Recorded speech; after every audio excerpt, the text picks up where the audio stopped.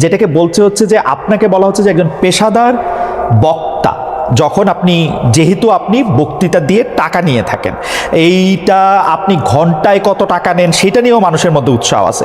এই ধরনের বিষয় নিয়ে আপনি কি বলবেন? কেউ কেউ আবার বলে থাকেন আপনি যে বক্তৃতা দেন সেটা দিয়ে একটা নির্দিষ্ট অঙ্কের টাকা নেওয়াটাও আসলে ঠিক হচ্ছে কিনা সেটা নিয়ে অনেকে প্রশ্ন। অনেকে, গোস্তাকে মাফ করবেন, অনেকে আপনাকে হেলিকপ্টার হুজুর বলেন, কারণ আপনি বিভিন্ন জায়গায় হেলিকপ্টারে যেতে পছন্দ করেন। এই ধরনের নিউজ, এই ধরনের আলোচনা আপনি আসলে কিভাবে নিয়ে থাকেন? দেখেন, আপনি একজন স্বনামধন্য সাংবাদিক এবং আপনি সাংবাদিকতার মাধ্যমে বাংলাদেশের অনেক উপকার করেছেন, কিন্তু কোনো হিংসুক বা নিন্দুক যদি বলে খালেদ মহিউদ্দিন একজন বাচালি করে টাকা কামাই করে, এটা কি আপনি মানবেন? মানবো। আমি বক্তা না, মানবো। আমি হচ্ছে দায়ী আল্লাহ। আমি আপনি ঠোঁট বেঁচে খান, কিন্তু আমি মেধা দিয়ে সেবা করি মানুষকে। আমি বক্তা নই। আমার পরিচয় হচ্ছে, দেখুন আমাদের একটা ইতিহাস আছে, আমি পেশাদার কোনো বক্তা নই। আমি হচ্ছে দায়ী আল্লাহ, আল্লাহর দিনের দাওয়াত মানুষের কাছে পৌঁছে দিই। এখন আসে টাকার বিষয়। বাংলাদেশে কেউ কোনো দিন দেখাতে পারবে না আমি আমার নিজের জন্য কোনো টাকা চেয়ে। যদি আমি কোনো প্রোগ্রামে কন্ট্যাক্ট করে টাকা নিতাম তো সর্বনিম্ন 3 লাখ টাকা রেট রাখতাম, কিন্তু কখনো কখনো আমাকে তারা খুশি হয়ে যা দেয় সেটাই আমি নিয়ে থাকি। দ্বিতীয় হচ্ছে হেলিকপ্টার প্রসঙ্গ, এটা হচ্ছে আমার অত্যন্ত প্রয়োজন। হেলিকপ্টারটা আমার চেয়ে বেশি বাংলাদেশে শেখ হাসিনাও ব্যবহার করে না, এটা আমি অহংকার করে বলছি না, আল্লাহ তাআলার শুকরিয়া আদায় করছি। এবং বাংলাদেশে অনেক বক্তা বা স্কলার এক সময় আমার বিরোধিতা করেছে আমি হেলিকপ্টার কেন চড়ি, হেলিকপ্টারে কেন যাই। বাংলাদেশে 2014 সাল থেকে ব্যাপকভাবে আমি হেলিকপ্টারে যাচ্ছি। এখন অনেক বক্তা, স্কলার বা স্ক্রু ড্রাইভার যাই বলেন, তারা হেলিকপ্টার ব্যবহার করছে, এখন আর সমস্যা হচ্ছে না। আমারটাই আর কি সমস্যা ছিল। হেলিকপ্টারটা কেন ব্যবহার করি, আপনাকে একটা সহজ উদাহরণ দিচ্ছি। গত পরশুদিন আমার একটা প্রোগ্রাম ছিল মেঘনাতে, দিনে বাদে জোহর, আর রাতে আমার প্রোগ্রাম ছিল রংপুর হারাগাছ, সেটা মিডিয়াতে ব্যাপক প্রচার হয়েছে। পরের দিন আমার প্রোগ্রাম ছিল কালকে লোহাগাড়া, এই চট্টগ্রাম সাতকানিয়ায়। এখন আমি হেলিকপ্টার ব্যবহার না করে দিন ও রাতে 3টা প্রোগ্রাম করা কি আদৌ সম্ভব? যেখানে আমার বাড়ি আব্বাসী মঞ্জিল থেকে চিটাগাং রোড যেতে 1.5 ঘন্টা লাগে, তা আমি কিভাবে মেঘনার প্রোগ্রামটা দিনে করে রাতে হারাগাছ করে পরের দিন চট্টগ্রাম যাই? আমাকে এটা অনিবার্য কারণে হেলিকপ্টার ব্যবহার করতে হচ্ছে, এবং সেটা জনগণই দেখে। এই জন্য তো আমাকে হেলিকপ্টার হুজুর বলতে পারে না। এখন যে হুজুর নৌকায় চড়ে মাহফিল করতে যায় তাকে কি নৌকা হুজুর বলবেন? বা যিনি প্রাইভেট কারে প্রোগ্রাম করতে যায় তাকে কি বলবেন? ট্যাক্সি হুজুর। এগুলো হচ্ছে আমি গাড়িও ব্যবহার করি যখন যেটা লাগে। আমি এখন প্যারাড ইউজ করতেছি, এটা 3 কোটি টাকা। আমি ভিএট ইউজ করি 8 কোটি টাকা। আমি হেলিকপ্টার ইউজ করি, এটা 14 কোটি টাকা। এখন আমি নৌকাতেও যাই, যেখানে যেভাবে আমার সুবিধা তখন সেভাবে সেখানে না, সেটা ঠিকই আছে। আমি কিন্তু মনে করি যে এখন হিংসুক বা নিন্দুকরা কি বললো সেটা তো আপনার মতো শিক্ষিত না, সেটা ঠিক আছে। না, আমি কিন্তু মনে করি যে আপনাকে যত ব্যস্ত থাকতে হয়, আপনি যদি পথে এর মধ্যে থেকে আপনার দিনের একটা বড় অংশ আপনি ব্যয় করেন, এটা আপনার জন্য, এটা আসলে কোনোভাবে এটা মানে এটা কেউই এটা করবে না। আমার কাছে মনে হয় যে আপনার ব্যস্ততার জায়গা থেকে আপনার এটা করতেই হবে। কিন্তু আমার যে প্রশ্ন ছিল যে আপনি এর জন্য নিজেকে একজন প্রফেশনাল স্পিকার মনে করেন কিনা, আপনি মনে করেন কিনা যে আপনি যে বিভিন্ন জায়গায় বক্তৃতা দিতে যাচ্ছেন এবং আপনার যে একটা অসম্ভব চাহিদা বিভিন্ন জায়গায়, আজকে এখানে কালকে সেখানে, সেইটা আপনার আয়ের একটা বড় উৎস কিনা? দেখুন, এটা ছাড়াও আমার আয়ের ব্যবস্থা ছিল। আমাদের যে বাংলাদেশে আমাদের যে আধ্যাত্মিক ঘরানার আমরা সন্তান, আপনি জানেন আমাদের বংশের মুরব্বী শাহ কারামত আলী জনপুর রহমতুল্লাহ, তাকে বলা হয় বাংলাদেশের আধ্যাত্মিক জনক। 2 নেশন থিওরির ভিত্তিতে দেশ স্বাধীন হয়েছে, এবং ডব্লিউ হান্টার তার বইতে উল্লেখ করেছে, এনসাইক্লোপিডিয়া অফ ব্রিটানিকাতে এসেছে, ইসলামিক ফাউন্ডেশন বিশ্বকোষে এসেছে, কারামত আলী জনপুর রহমতুল্লাহর হাতে 2 কোটি লোক মুসলমান হয়েছে। ওনার কারণেই পরবর্তীতে দেশটা স্বাধীন হয়েছে। উনি ইন্তেকাল করেছেন 154 বছর আগে। আমি ওনার সিলসিলায়, ওনার বংশের, আমরা জনপুরি পীর সাহেব বলে খ্যাত। আমি যদি অন্য পীরদের মতো আব্বাসী মঞ্জিলে বসে পিরি মুরিদি করে যেতাম, তাহলে আমার কোটি কোটি টাকা বছরে আসতো। মূলত আমার হচ্ছে দিনের দাওয়াত দেওয়াটাই আমার মূল কাজ। তারপর জনগণ যেটা খুশি হয়ে আমাকে সম্মান করে, সেটা আমার জন্য যথেষ্ট। আপনি কি আব্বাসী, এটা আমার পেশা নয়, এটা নেশা। আপনি কি আব্বাসী মঞ্জিলে আর এখন বসেন না? মানে ওই সিলসিলাকে বসি, কিন্তু মূল হাইলাইটস করা হচ্ছে দাওয়াতের কাজকে। আমি দাওয়াতি কাজে ব্যস্ত। আপনি ইচ্ছা করলে হইতেই পারতেন, কারণ আমরা জোনপুরের পীর সাহেবদের সম্পর্কে আমরা অবগত, তাদের অনেক ফলোয়ার আছে। আরেকটা কথা বলি আপনাকে, আরেকটা কথা বলি। আমি এখনো দিন রাত জেগে আমার ছাত্রদেরকে পড়াই।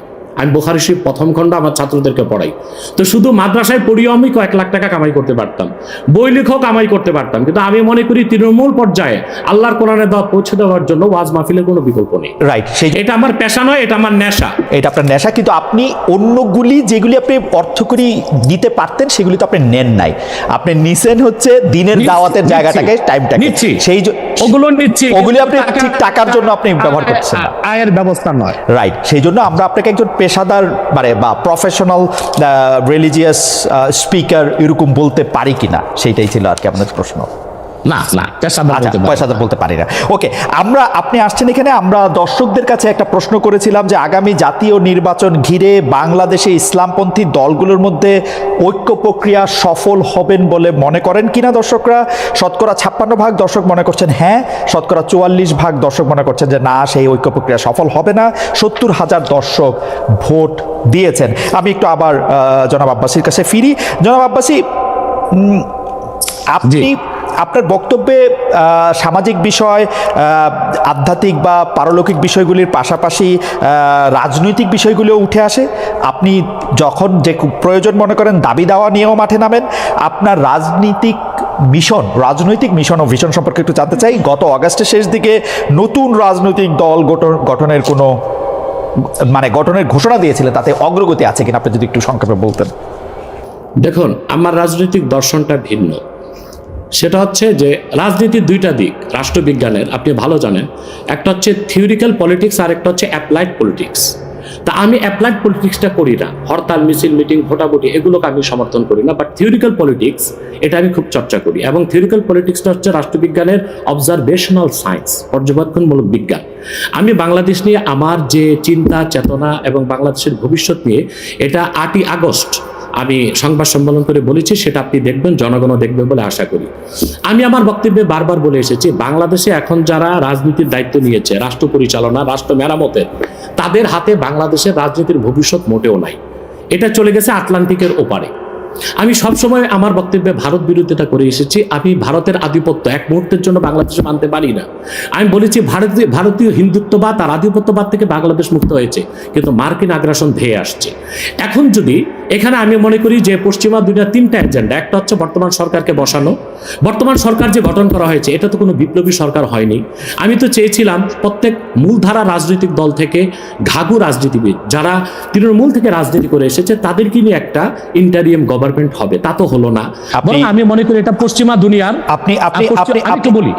একটু বলি বরং পশ্চিমা দুনিয়ার যে প্রেসক্রিপশন ছিল ওই অনুযায়ী বর্তমান সরকারটা গঠন করা হয়েছে, যে কারণে এরা দেশের কোনো সংস্কারও করতে পারবে না, মেরামত করতে পারবে না, যা আমরা ইতিমধ্যে এতদিন দেখেছি। দ্বিতীয় কথা হচ্ছে, এখন আমি যা দেখতে পাচ্ছি বাংলাদেশ মার্শাল লর দিকে যাচ্ছে। তারপর আমার অ্যানালাইসিস হচ্ছে এটা সিভিল ওয়ারের দিকে চলে যাবে, এবং ফ্রি ফেয়ার ইলেকশন হয় কিনা আমি শঙ্কায় আছি, জানি না, আমার সংখ্যা ভুল হতেও পারে। ওকে, আপনি দ্বিতীয় কথা হচ্ছে, আমি একটু মাঝখানে একটু হারাই ফেলবো, সেই জন্য আমি একটু বলি, আপনি যে ঘাঘু রাজনীতিবিদদের সমন্বয়ে সরকার গঠনের কথা বলছিলেন, তাদের 2-1 নাম কি বলবেন যে এরা থাকলে আপনি বুঝতে পারতেন যে এরা ঘাঘু রাজনীতিবিদ থাকছে সরকারে?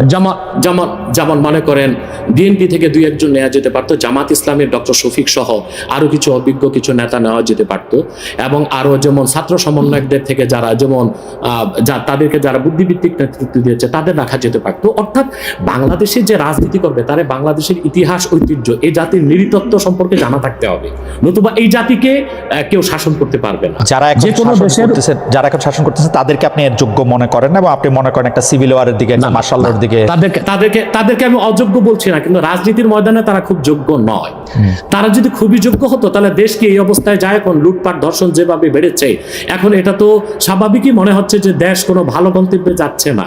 এখন আমার কথাটা শুনুন, আমি আগ থেকেই বলে এসেছি, এই সবগুলো বিপদ হুমকিকে ওভারকাম করা যেত, এবং মার্কিন আগ্রাসনকে ঠেকিয়ে আমরা একটা সুন্দর বাংলাদেশ ফেয়ার এবং ফ্রি ইলেকশনের মাধ্যমে করতে পারতাম।